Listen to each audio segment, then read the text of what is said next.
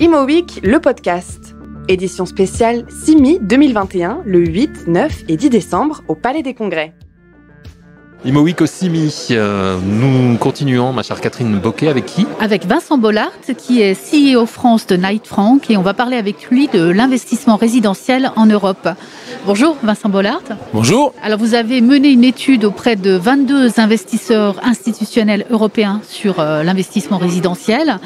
Est-ce qu'on peut venir sur les principaux enseignements ? Moi, j'ai retenu des chiffres, 15 milliards d'euros investis au seul troisième trimestre. Et puis, a priori, 50 milliards d'euros investis juste pour le résidentiel au cours de l'année 2021. Est-ce qu'on peut détailler ces chiffres ?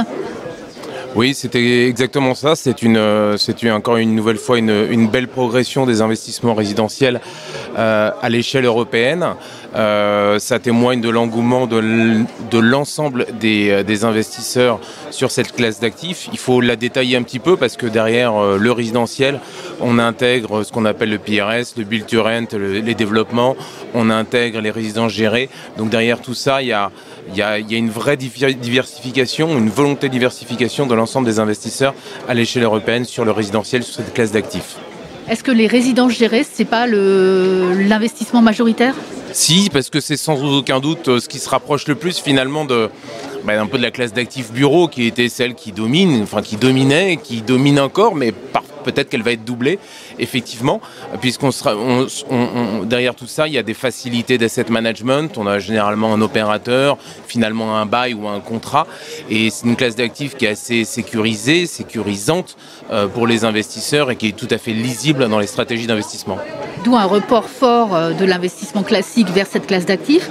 J'ai vu dans votre étude que l'investissement résidentiel, c'était 25% de l'investissement immobilier en Europe versus 10% en 2011. Un accroissement considérable. Exactement, c'est véritablement un accroissement considérable qui évidemment s'inscrit avec des conséquences de la crise sanitaire que nous avons pu connaître et que malheureusement nous connaissons encore. Évidemment, première chose, une logique démographique, évidemment, puisque derrière tout ça, on retrouve dans ces résidences gérées, évidemment, les résidences seniors, évidemment, qui procèdent largement de l'évolution démographique, les résidences étudiantes également.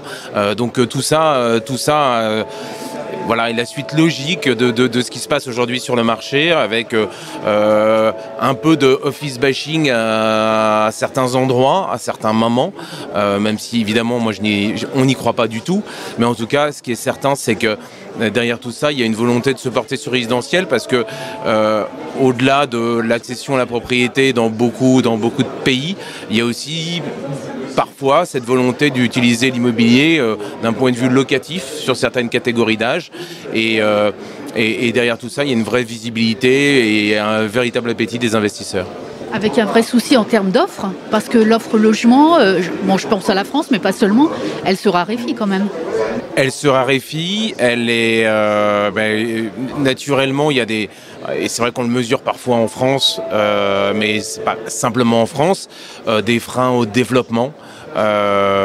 Encadrés avec effectivement des réglementations, des législations, des contraintes qui effectivement sont parfois des freins au développement et donc des freins à l'investissement, des freins à la mise sur le marché d'offres complémentaires, alors même qu'il y a en face une véritable contrepartie, une vraie liquidité, une vraie facilité d'absorption de tous ces produits qui mériteraient d'être développés sur le territoire français. Et on voit aussi dans l'étude que le marché allemand, c'est là où il y a le plus de mouvements. Ça représente 39%, c'est ça, de l'invest résidentiel ? Oui, l'Allemagne a toujours eu une position de leader sur le marché résidentiel, parce que à l'image du bureau aussi, c'est un marché qui est très très lisible aussi pour les investisseurs, et c'est véritablement ça ce que les investisseurs recherchent, et c'est ce dont se fait aussi écho dans cette étude, c'est que finalement en France, ce qui peut être aussi un frein, c'est la lecture, c'est l'évolution, les modifications des règles. Parfois, alors même qu'on respecte les règles, finalement on s'aperçoit qu'il y a parfois j'ai envie de dire, une espèce de choix du roi ou une règle arbitraire qui vient se greffer là-dessus et qui finalement empêche le projet d'aboutir.